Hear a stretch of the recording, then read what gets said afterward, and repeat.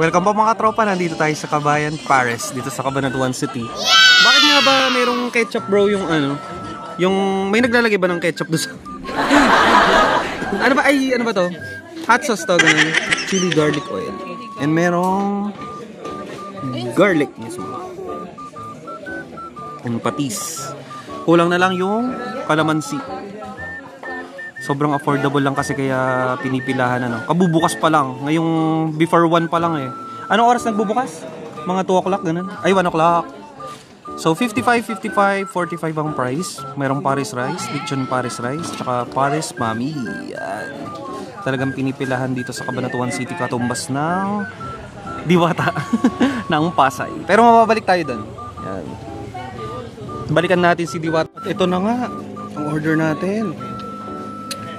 Lechon Paris rice.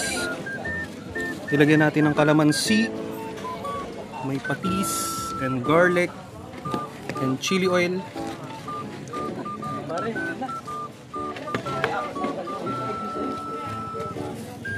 Sarap, malasa.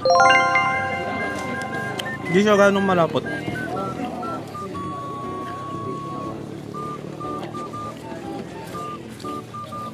Malutong.